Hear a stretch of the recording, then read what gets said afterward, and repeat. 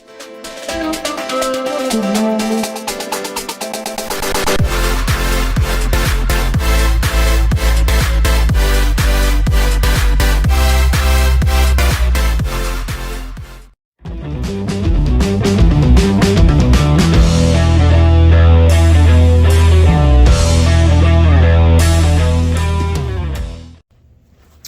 right, Coach, how you doing today? Doing great, doing great. Got a little bit of rain.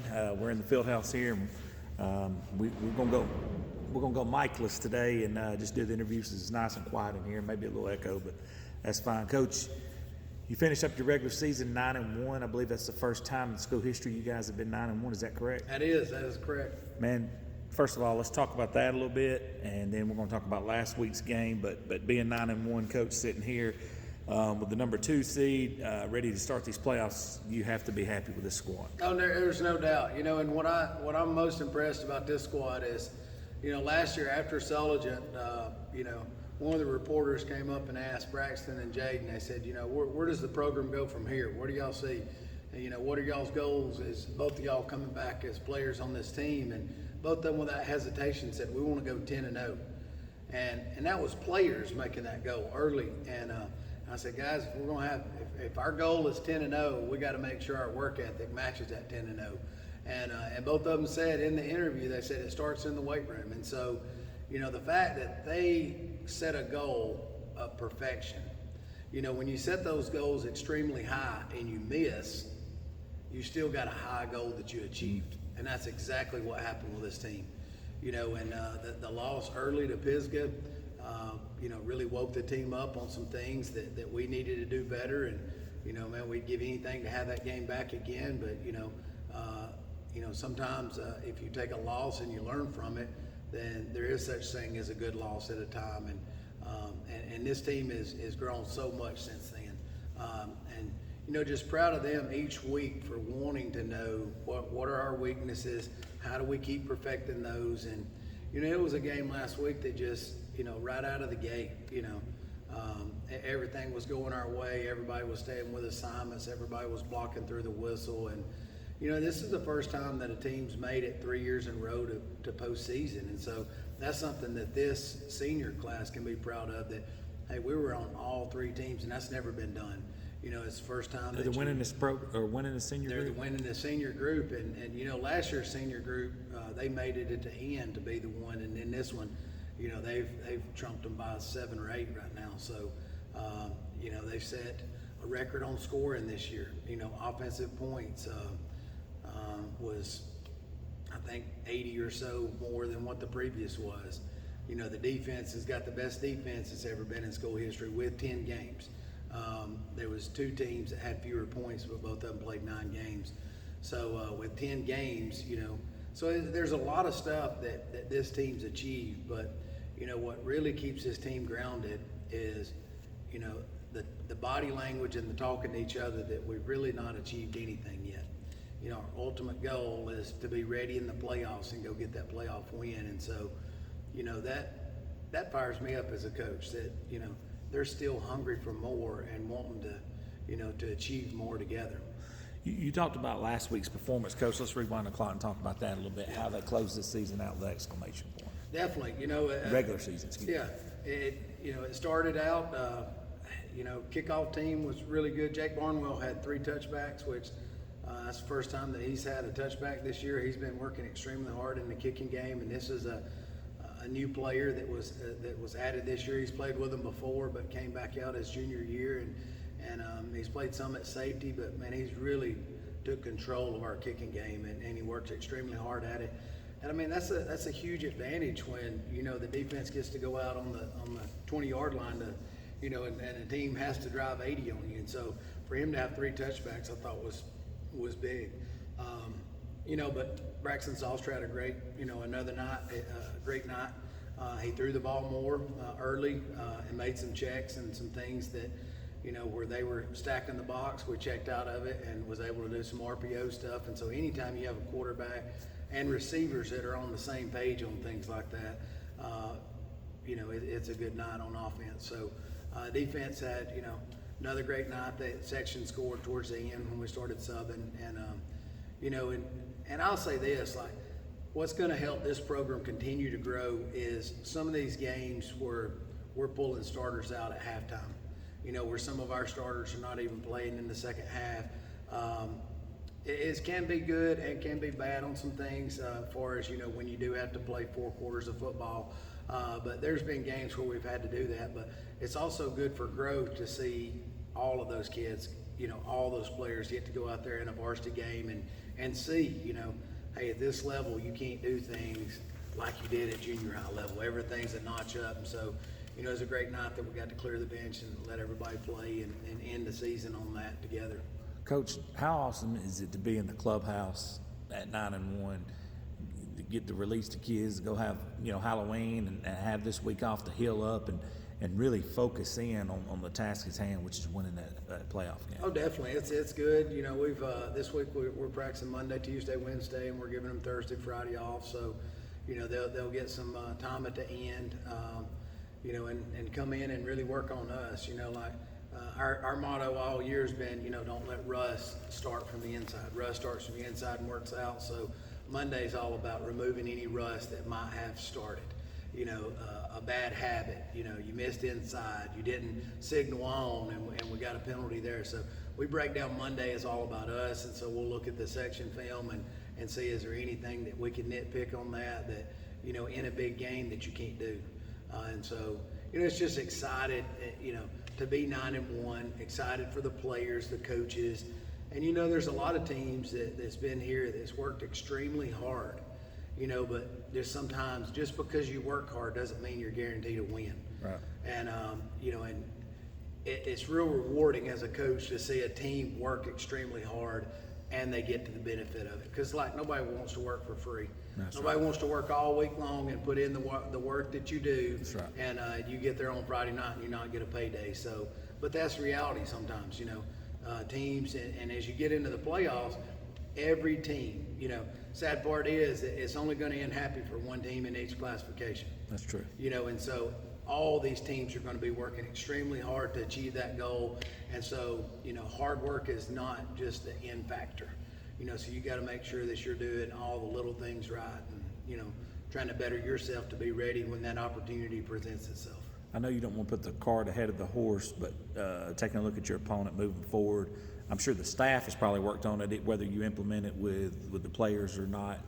You know, I don't know, that's a coaching staff decision there, but your thoughts just heading into these playoffs. It's definitely, I mean, like this week I want it to be about us, you know, and I know Winston County, they've got a huge game Thursday night with Faulkville, and there'll be a lot decided in that. I mean, you got 2 teams that are locked into the 3rd place in their region, but it's 2 opposite regions, and so you never can tell, you know, how strong each region is until you actually face those regions. So I know that, you know, Winston County lost to Red Bay by 1 point, you know, so Winston County is a very physical team.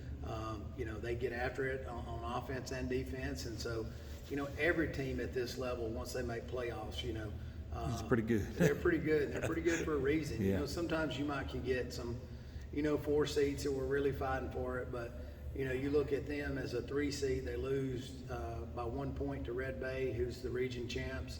You know, so, I mean, we've got our work cut out for us, but that's something we've got to, you know, prepare for and go from there and take it one game at a time.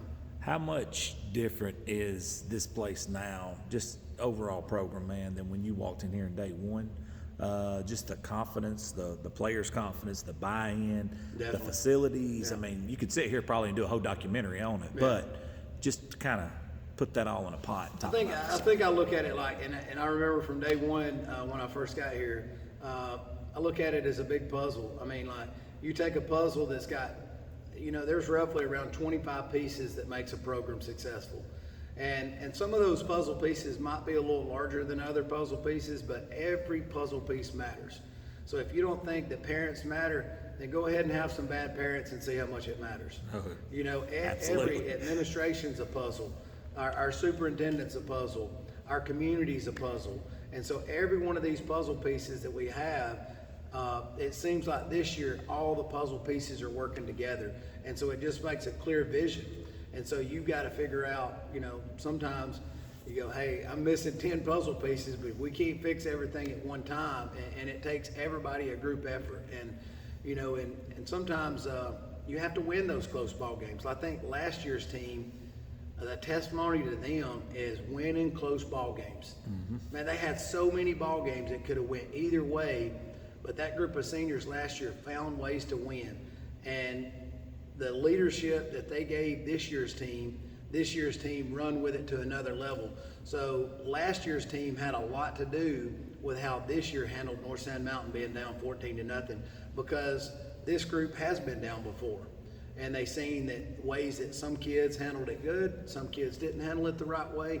And so the positive energy with us being down like that was just something that, you know, it's the first time I've seen that level. Yeah, that's awesome. You know, fan support. I mean, North Sand Mountain games by far the loudest game that I've ever seen here. And, you know, and it was so neat hearing parents come up and say, how'd we do, Coach? Did y'all hear us down there? I mean, like, they were bringing it to another level. That's awesome. And, you know, and I went to some of the moms and dads and I said, you know, I remember following this team when they were in youth. Yeah. And I would come to y'all's game and y'all would have these shakers and y'all would have, I said, man, what's happened?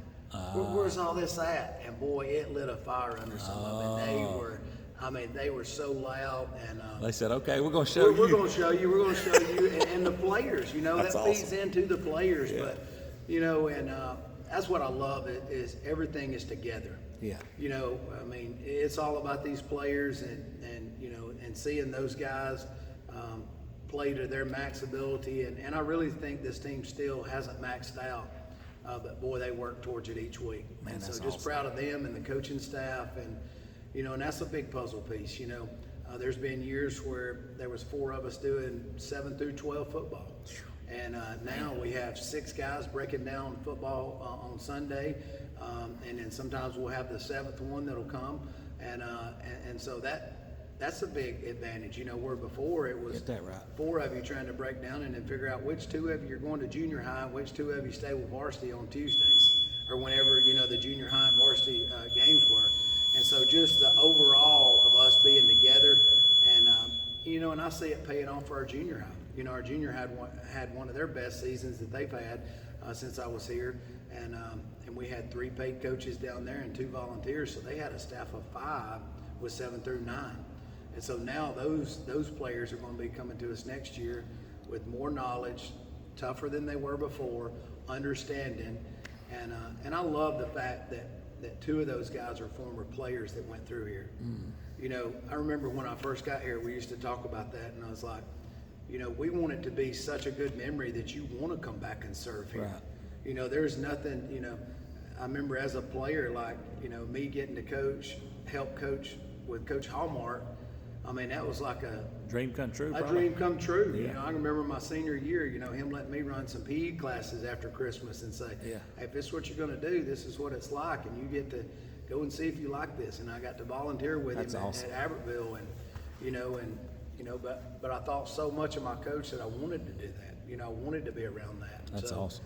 I love it that we have players that are wanting to give back to these players, that they understand what the program's been through and where it's at, and hey, we want to keep it going in positive direction.